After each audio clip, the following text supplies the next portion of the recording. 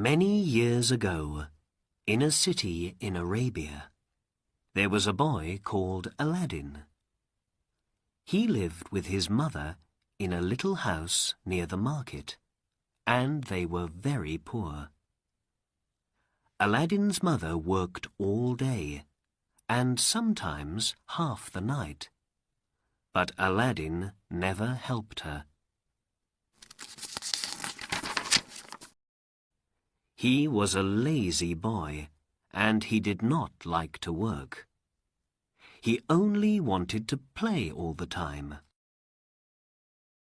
Every morning he ran through the streets to the market.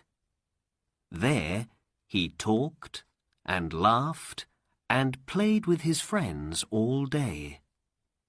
Then, in the evening, he went home for his dinner. And every night his mother said to him, "Oh, Aladdin, Aladdin, you are a lazy boy, a good-for-nothing. When are you going to do some work, my son?" But Aladdin never listened to his mother. One day, in the market, there was an old man in a long black coat. Aladdin did not see him, but the old man watched Aladdin very carefully. After some minutes, he went up to an orange seller and asked, "That boy in the green coat, who is he?" "Aladdin, son of Mustafa," was the answer. The old man moved away. "Yes," he said quietly, "yes, that is the boy. The right name and the right father." Then he called out to Aladdin, "Boy, come here for a minute. Is your name Aladdin? Aladdin, son of Mustafa?" Aladdin left his friends and came to the old man. "Yes," he said, "I am Aladdin, son of Mustafa. But my father is dead. He died 5 years ago." "Dead?" said the old man. "Oh, no!" He put his face in his hands and began to cry. "Why are you crying?" asked Aladdin. "Did you know my father?" The old man looked up. "Mustafa was my brother," he said. "I wanted to see him again, and now you tell me he is dead. Oh, this is not a happy day for me." Then he put his hand on Aladdin's arm. "But here is my brother's son, and I can see Mustafa in your face, my boy. Aladdin, I am your uncle, Abanazar." "My uncle?" said Aladdin. He was very surprised. "Did my father have a brother? I didn't know that." "I went away before you were born, my boy," said the old man. "Look." He took 10 pieces of gold out of his bag and put them into Aladdin's hands. "Go home to your mother and give this money to her. Tell her about me, and say this: her husband's brother wants to meet her, and he is going to visit her tomorrow. 10 pieces of gold is a lot of money, and Aladdin was very happy. He ran home quickly and gave the gold to his mother. At first, she was afraid. "Where did you get this, Aladdin? Did you find it? It isn't our money. You must give it back." "But it is our money, Mother," said Aladdin. "My uncle, my father's brother, gave the money to us. Uncle Abanazar is coming to visit us tomorrow." "Who? You don't have an Uncle Abanazar." "But he knows my name, and my father's name," Aladdin said, "and he gave 10 pieces of gold to me. He's very nice. You must make a good dinner for him." The next day, Abanazar arrived at Aladdin's house. "My sister," he said, and smiled. "My dead brother's wife. I am happy to find you and Aladdin." "Sit down, Abanazar. We're happy to see you in our poor home," Aladdin's mother said. She put meat, rice, and fruit on the table. "But I don't understand. Why did my husband never speak about you?" "I'm sorry, my sister. When we were young, my brother and I were not friends for many years. Then I went away to a far country. I am an old man now, and wanted to see my brother again and take his hand. But he is dead, and I cannot speak to him or say goodbye to him now." Abanazar had tears in his eyes, and Aladdin's mother began to cry too. "But I am home again now," the old man said, "and I can help my brother's wife and his son, because I am a rich man." He looked at Aladdin. "Aladdin, my boy, what work do you do?" Aladdin did not answer, and his face was red. "Oh, don't ask Aladdin questions about work," his mother said. "He never works. He plays with his friends all day, and only comes home when he is hungry." "Well, my boy, tomorrow we must get a new coat for you. Then we can talk about work. Would you like to have a shop in the market, perhaps?" Aladdin smiled. "A shop," he thought, "and me, a rich market seller. Why not?"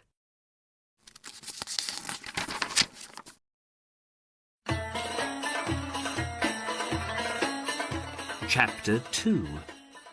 A Walk to Nowhere. Early the next morning, Abanazar arrived at Aladdin's house, and then he and Aladdin walked to the market. "First of all, we must look at coats," Abanazar said. Soon Aladdin had an expensive new coat, and he felt very happy. Then Abanazar and Aladdin walked through the market and looked at the shops. They drank coffee, talked to people, and had a very good dinner. It was a wonderful day for Aladdin. On Friday, when the market was closed, Abanazar took Aladdin to the beautiful gardens in the city. They walked under the trees and talked about a shop for Aladdin. "You are very good to me, Uncle," Aladdin said. Abanazar smiled. "But of course," he said, "you are my brother's son. Now, let us leave the city and go up into the hills. There is something wonderful there, and you must see it." They left the gardens, walked past the Sultan's palace, and out of the city, up into the hills. They walked for a long time, and Aladdin began to feel tired. "It's not far now," said Abanazar.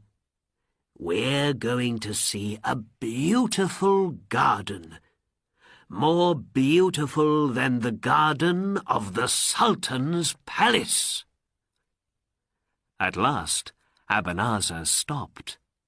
"Here we are," he said. Aladdin looked, but he could see no gardens on the hills. "Where is this garden, Uncle?" he said. "First we must make a fire," said Abanazar.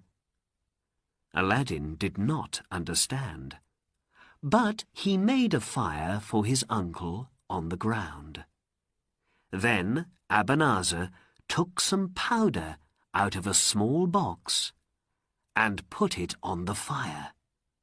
He closed his eyes and said, "Abracadabra!" At once, the sky went dark.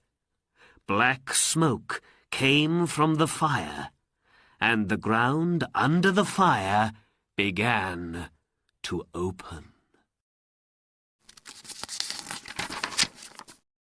Then the smoke went away, and in the ground there was now a big white stone with a ring in it. Aladdin was very afraid. He began to run away, but Abanazar took his arm and hit him on the head. For a minute or two, Aladdin could not speak or move. Then he cried, "Why did you do that, Uncle?" "You must be a man now, not a child," said Abanazar.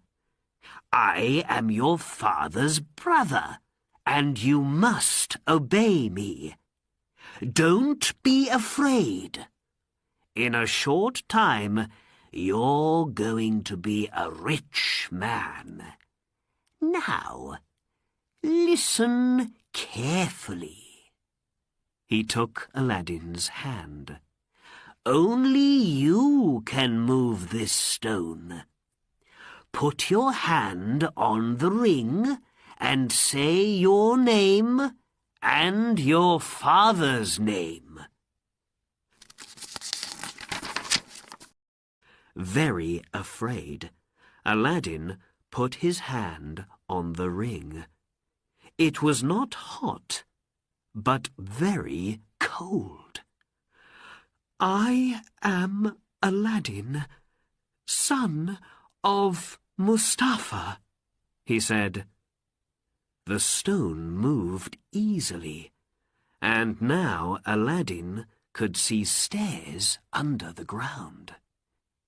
"Go down those stairs," Abanazar said, "and then through 4 big rooms. In the last room, there is a door into a garden, and under one of the trees, there is a lamp. You can take some fruit from the trees, but first you must find the lamp. Bring the lamp to me." "Please come with me, Uncle," Aladdin said. "No, only you can do this, my boy." Abanazar took a gold ring off his finger and gave it to Aladdin. "This ring is magic and can protect you," he said.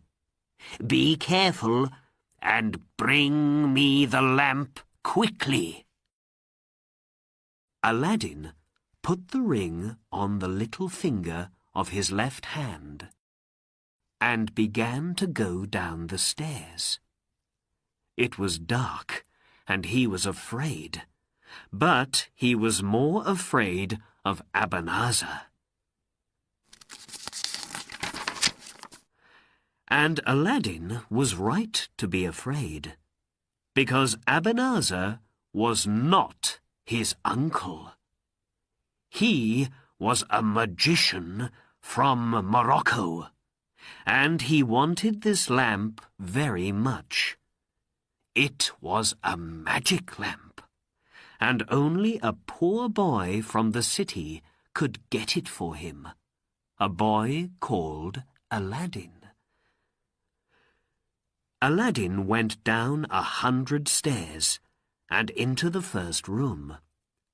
Down here it was not dark, and he went quickly through the rooms to the door into the garden. There were trees in the garden, with beautiful fruit of different colours, white, red, green, and yellow. He soon found the lamp under one of the trees. "Why does my uncle want this dirty old lamp?" he thought. He put it in his pocket. Then he began to take fruit from the trees, and to put it in every pocket of his coat. After that, he went back to the stairs and began to go up. Soon he could see Abanazar and the blue sky. "Give the lamp to me," Abanazar said, and put out his hand. "Quickly, boy, the lamp!" Aladdin could not get the lamp out of his pocket because it was under the fruit. He looked at Abanazar's angry face and was afraid. "First, help me out. Then you can have the lamp," he said. "Please, Uncle." "First, the lamp," cried Abanazar. "Give me the lamp!" "No," Aladdin said. "You good-for-nothing! You dog! You and the lamp can stay down there." Angrily, Abanazar ran to the fire and put more powder on it. "Abracadabra!" he called. The big white stone moved again, and now Aladdin could not see the sky. He was in the dark, under the ground, and could not get out.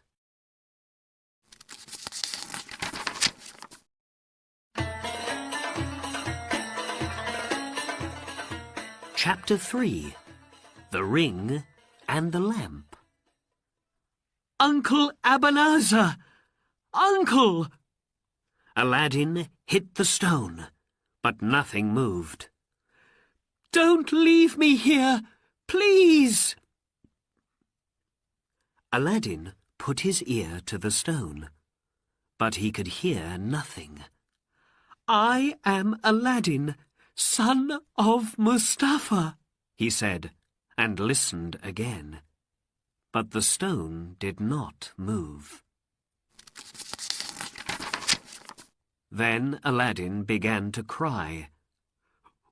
"What am I going to do?" He thought, and put his head in his hands.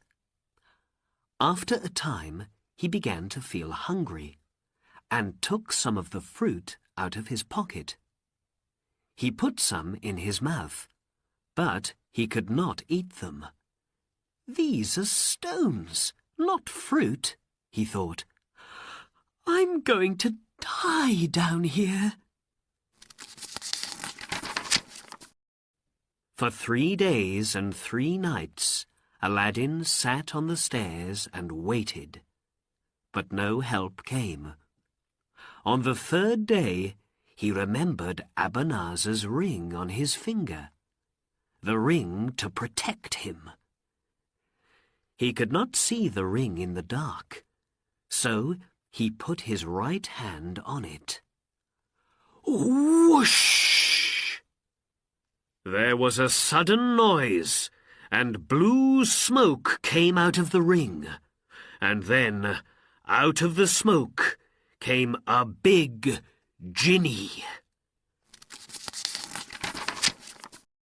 "I am here, master.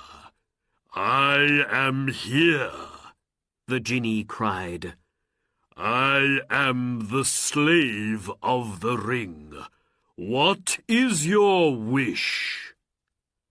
Aladdin was very surprised and very afraid. At first he could not speak. Then he said, "Take me out of here." "To hear is to obey," the genie said, and a second later, Aladdin was back on the hills under the blue sky. There was nobody there, and the fire was cold and black. Happily, Aladdin began to walk home. When he got there, his mother was very happy to see him.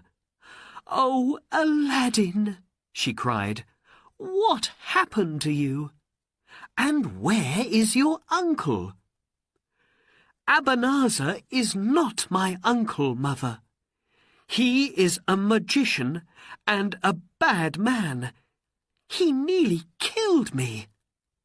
Then Aladdin told his mother all about the fire, the magic stone, and the garden under the ground. "Oh, I am very tired, Mother," he said. "I must sleep." Aladdin closed his eyes and slept for many hours. The next morning he opened his eyes and said, "Mother, I'm hungry." "My son, I'm sorry," she said. "We have no rice or meat in the house. We have nothing. I must sell your new coat and get some rice with the money." Then Aladdin remembered the lamp from the garden. "Wait a minute, Mother," he said. "Take this lamp and sell that first." "That dirty old thing," Aladdin's mother said. "I must clean it first." She began to rub it, and whoosh! Noise, fire, and red smoke came from the lamp, and out of the smoke came a very big genie. "I am the slave of the lamp," cried the genie. What is your wish, mistress? Aladdin's mother was afraid and could not speak. But Aladdin said, "Bring rice and meat to us. We are hungry." The genie went away and came back in a second with rice, meat, bread, and fruit on 12 gold plates. He put the plates in front of them and went away. Aladdin and his mother ate and ate. Then Aladdin took one of the plates to the market and sold it for 2 pieces of gold. Every day after that, Aladdin rubbed the lamp, and when the genie came, Aladdin said, "Bring us rice and meat." And every day he sold the gold plates. Soon Aladdin and his mother were rich.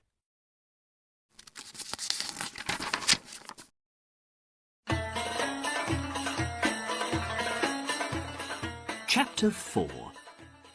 Aladdin's Love.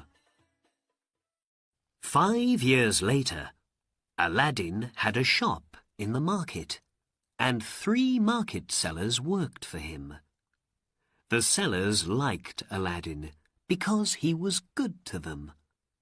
The market children liked Aladdin too, because he gave them money when he walked past.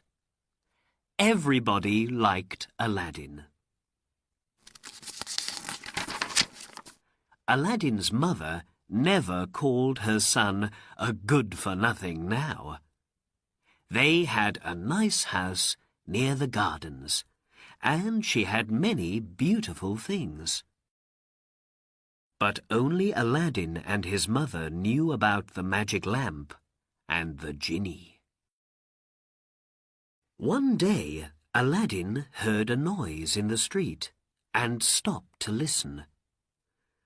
"The Sultan's daughter is coming," he heard.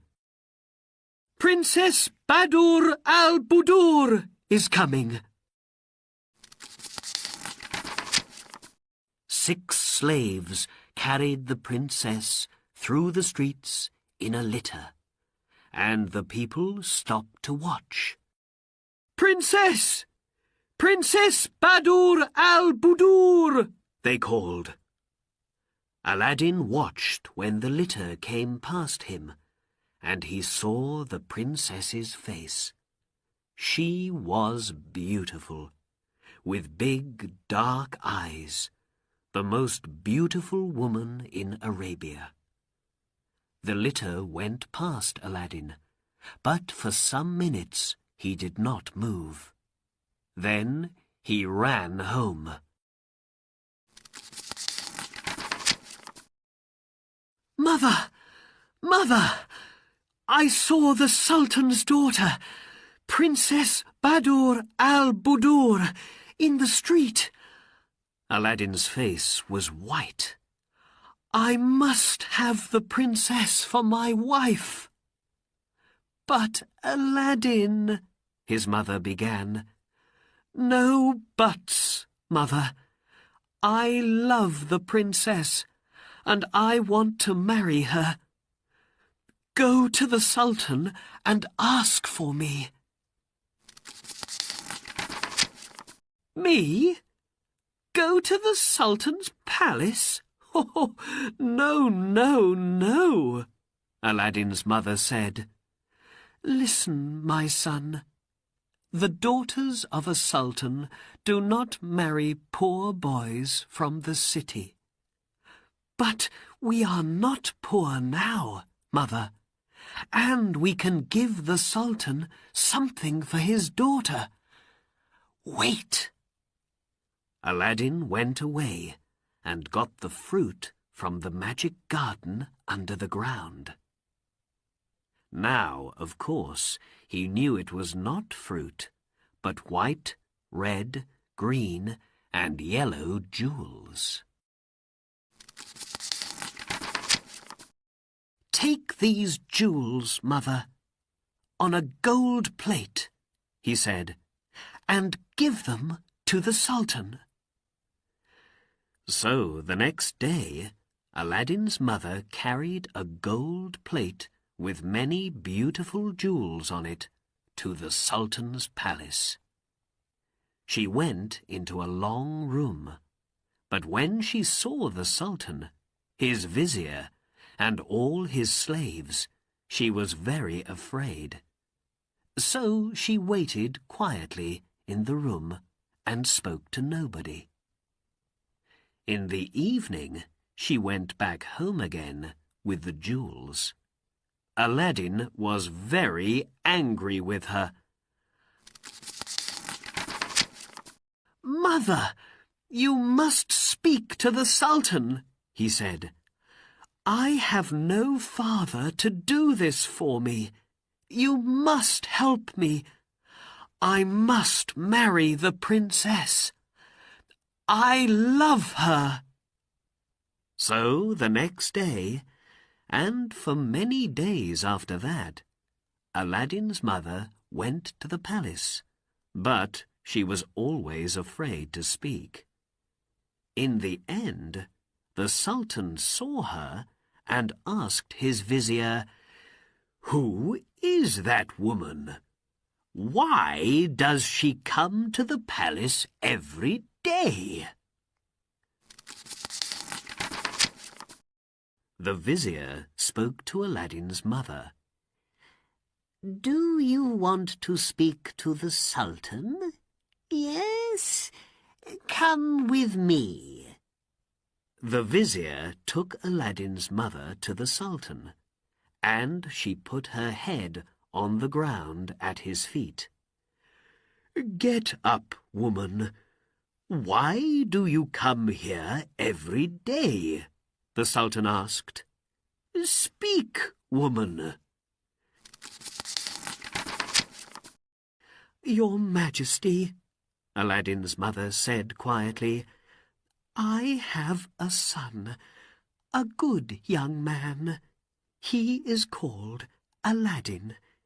He loves your daughter, Princess Badroulbadour. He cannot sleep or eat because of her. He wants to marry her." The Sultan laughed. "What? Marry my daughter? Your son?" "Your Majesty, these jewels are for you, from my son, Aladdin." And Aladdin's mother put the gold plate with the jewels in front of the Sultan's feet. Everybody looked at the jewels, and the long room was suddenly very quiet. Then the Sultan spoke. "These are very beautiful jewels," he said. "No man in Arabia has jewels more wonderful than these. Your son is a rich man, a good husband for my daughter." The vizier did not like to hear this, because he wanted the princess to marry his son. "Your Majesty," he said quietly in the Sultan's ear, "my son is a rich man too.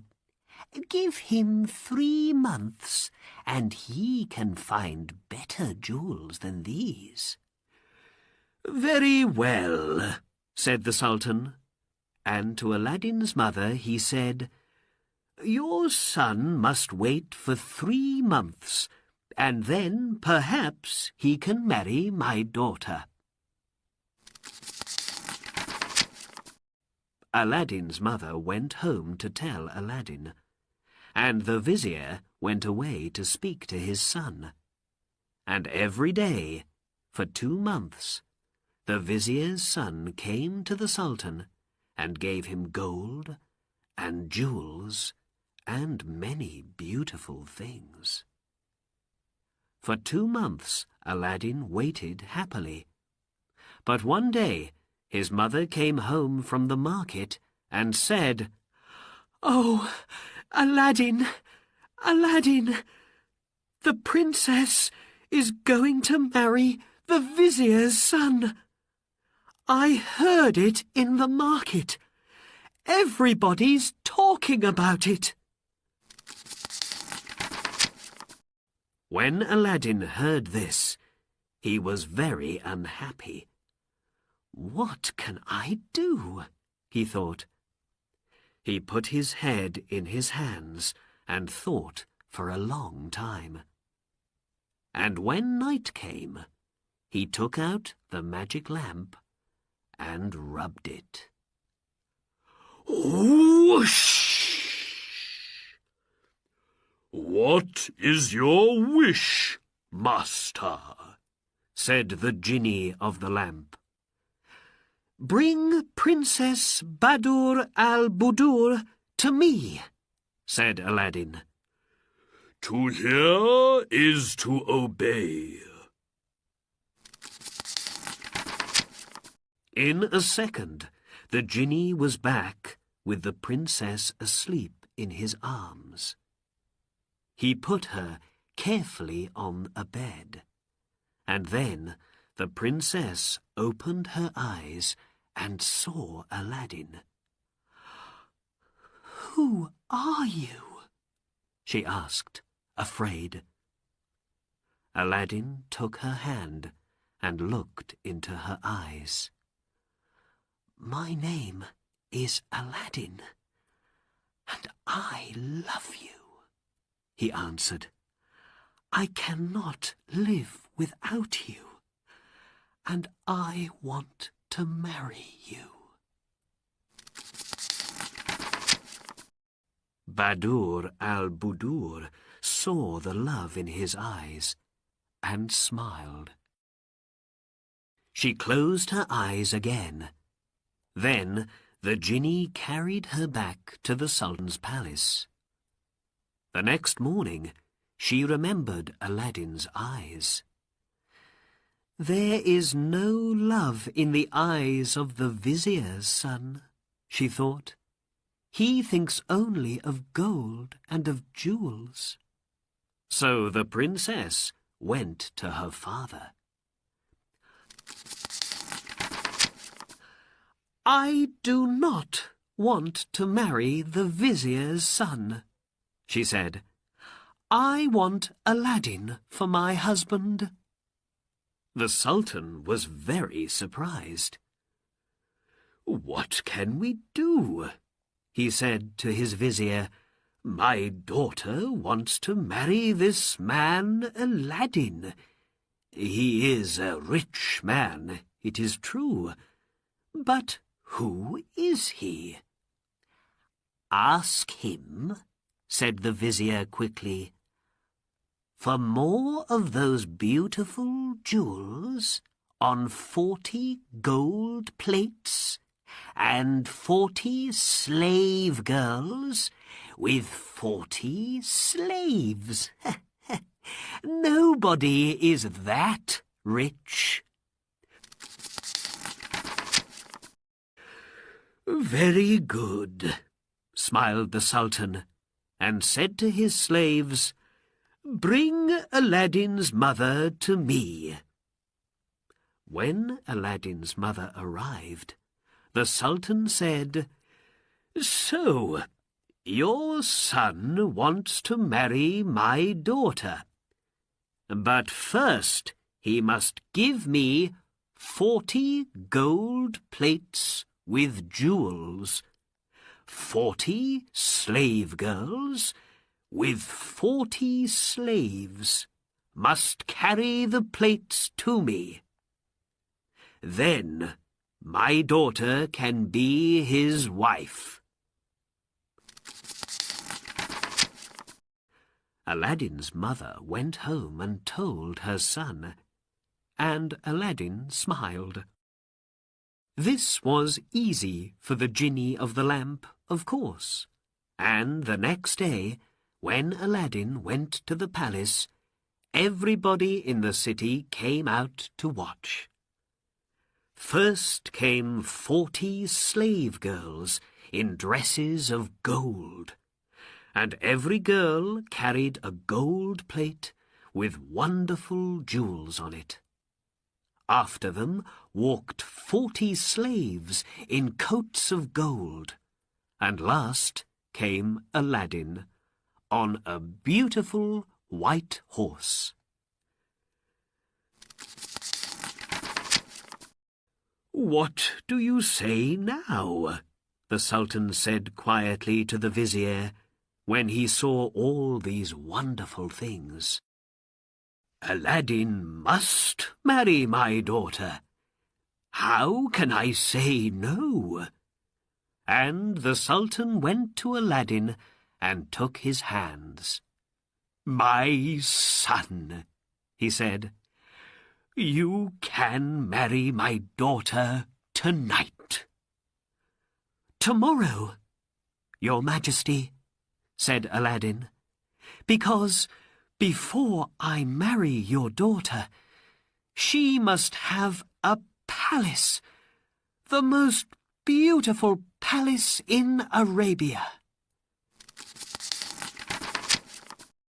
The genie of the lamp worked all night, and the next morning the Sultan saw from his window a beautiful new palace with gardens of fruit trees and flowers. "Wonderful," he said. "Black magic," said the vizier quietly.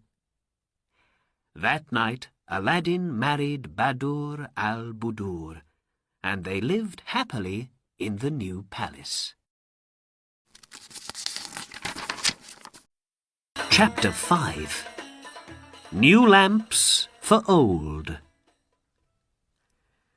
Where was Abanazar all this time? When he could not get the lamp from Aladdin, he went home to Morocco. He was very angry with Aladdin. "But the boy is dead now," he thought, "and perhaps next year I can go back and get the lamp." One day he got out his 7 black stones. These stones were magic, and when he put them in water, the water could tell him many things. Soon he could see the magic lamp in the water, but it was not under the white stone in the Arabian hills. It was in a palace. "How did this happen?" said Abanazar. "I must go back to Arabia and find this palace."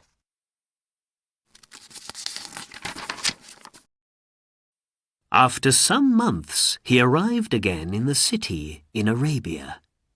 Soon he saw the new palace and asked a man in the street, "Who lives there?" "That's Aladdin's palace," was the answer.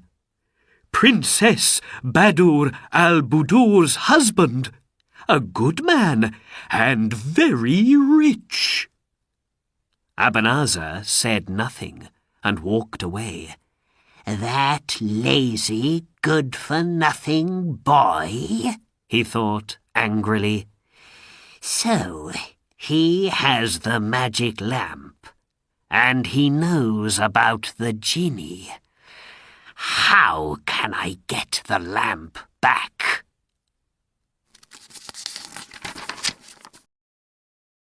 For the next week, Abanazar watched Aladdin's palace. One day, Aladdin and his friends left the palace to go hunting in the hills. "Good," Abanazar thought. "Now I can get the lamp." After Aladdin left, Princess Badroulbadour al-Budur went into the palace gardens. She sat under a tree and looked at the flowers. Then she heard a noise in the street and called her slave girl Fawzia.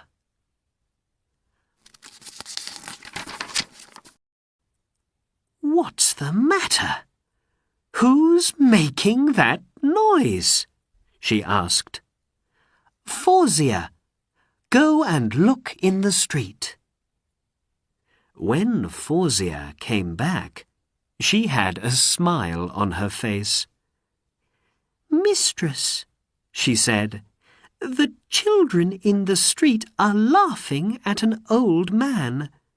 He's selling lamps, but not for money. 'New lamps for old,' he cries. 'Give me an old lamp and you can have a new lamp.' So everybody's getting new lamps." Badur al-Budur laughed.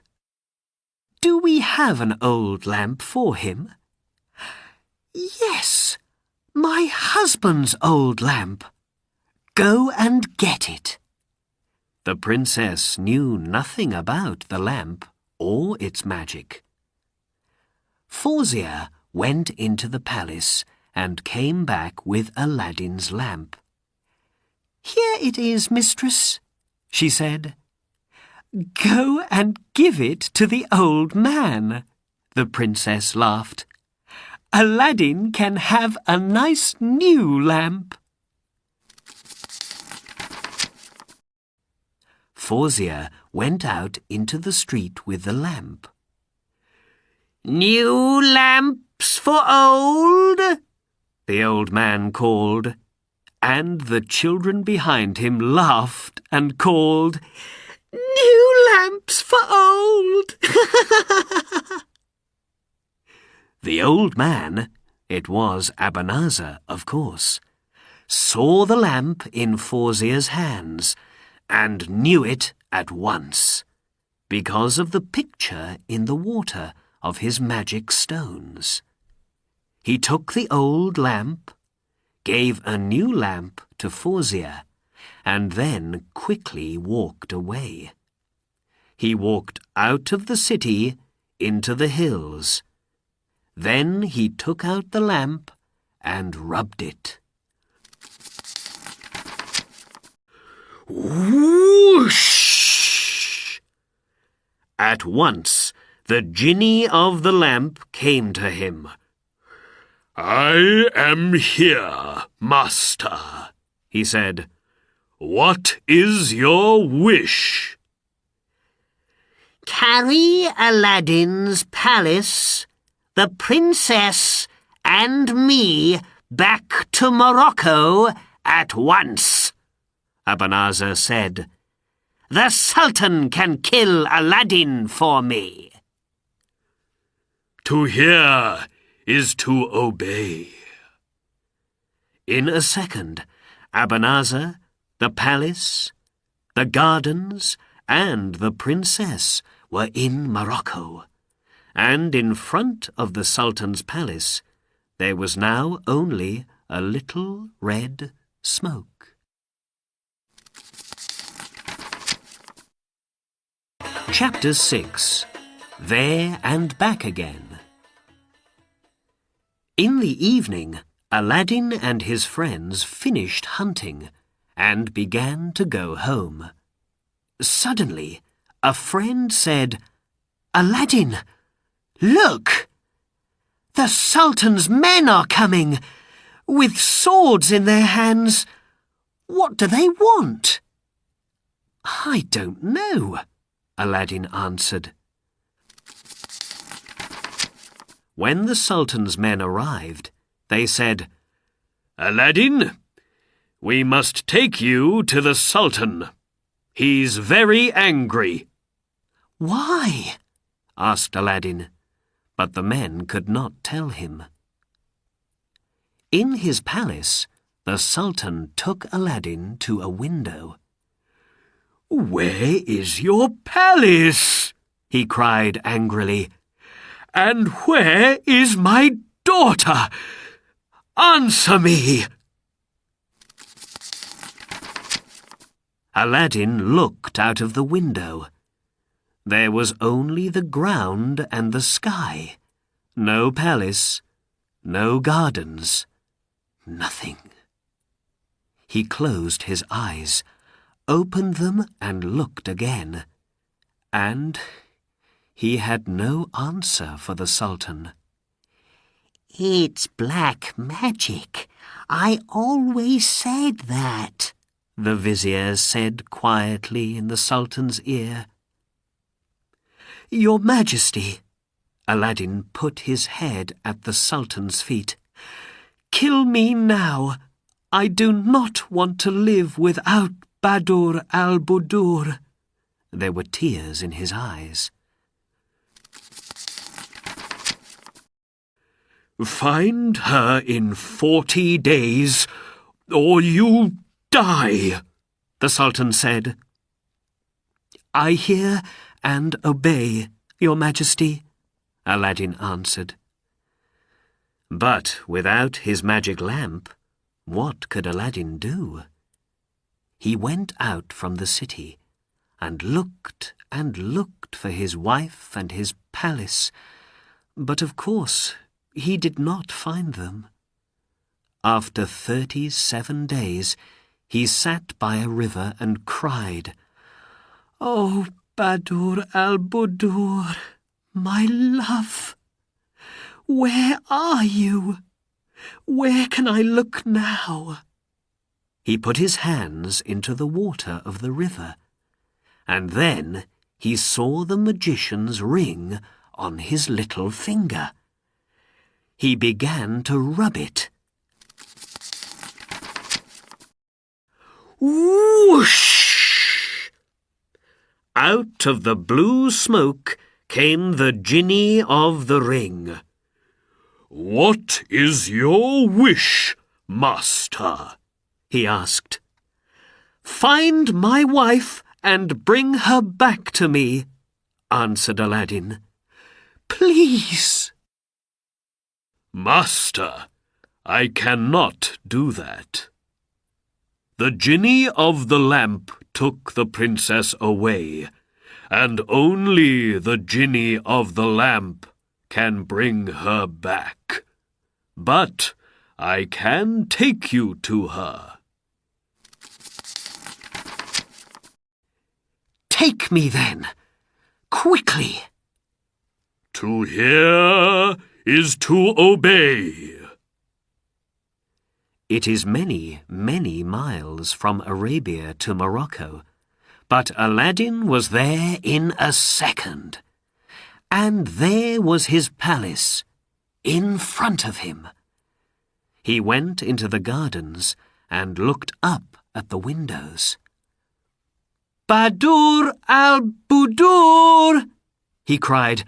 "Are you there?" In the palace, Badr al-Budur heard him. "Is that Aladdin?" she thought. "But he is far away in Arabia." She went to the window, opened it, and looked out. "Aladdin!" she cried. "Oh, my love!" For the first time in many days, Aladdin smiled. "Come up, quickly!" the princess called. "The magician is not here now." Her slave girl ran down and opened a little door into the gardens. Aladdin ran up to the princess's rooms, and in a second she was in his arms. "Oh, my love," the princess said. "A bad man carried me here. A magician. His name is Abanazar, and I am going to kill him," said Aladdin. "Tell me, does he have my old lamp?" "Yes," Badr al-Budur said. "He always carries it with him. I know about its magic now, because he told me. Oh, why did I give it away? Listen, my love, said Aladdin. I'm going to give you some sleeping powder. When he comes here again, you must give him a drink and put the powder in it. When he is asleep, I can kill him. Don't be afraid. I'm going to take you home very soon. Now for some good magic. He began to rub his ring. Whoosh! What is your wish, master? Said the genie of the ring. Bring me some sleeping powder, said Aladdin. To hear is to obey. In a second, the genie was back with some sleeping powder. Then Aladdin and the princess waited for Abanazar. In the evening, they heard him on the stairs. Don't be afraid, Aladdin said quietly to his wife. I am in the next room and can be with you in a second. He went quickly into the next room and stood behind the door. Abanazar opened the door of Badroulbadour's room and came in. He smiled. You are more beautiful every day, Badroulbadour, he said. Your husband, that good-for-nothing Aladdin, is dead now. You must marry me. You can have gold, jewels, palaces, anything. But you must be my wife. For the first time, the princess smiled at Abanazar. Why not? She said. You are a rich man, and I am happy here. Yes. Let's drink to that. And she gave him a tall gold cup with the drink and the powder in it. Let us drink from one cup, Abanazar, she said, and smiled at him. You first, then me. In my country, new husbands and wives always do this. To Badroulbadour, the most beautiful woman in Morocco, Abanazar said happily, and my wife. He looked into Badroulbadour's eyes and began to drink. Very afraid, the princess watched him. But it was a good sleeping powder, and after 5 seconds, Abanazar's eyes closed, and he was asleep. The princess ran to the door of the next room. Quick, Aladdin, she called. Aladdin ran in with his sword and saw the sleeping magician. Well done, my love, he said. Now, go into the next room and do not watch. Badroulbadour ran to the next room and closed the door. Aladdin put his hand in Abanazar's pocket and took out the lamp. He put it carefully into the pocket of his coat and then stood up. The sword did its work quickly, and Abanazar never opened his eyes again. The princess came back into the room and ran to Aladdin. He took her in his arms. The magician is dead, he said, and now we can go home." He began to rub the lamp. Whoosh! Fire and red smoke came from the lamp. The princess watched, afraid. "I am here, master," said the genie of the lamp. "What is your wish?"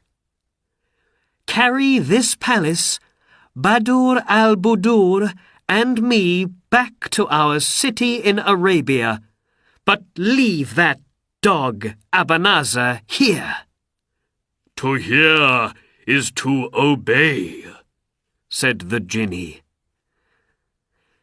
When the Sultan looked out of his window and saw Aladdin's palace again, he was a happy man. And when he took his daughter in his arms, he was the happiest man in Arabia.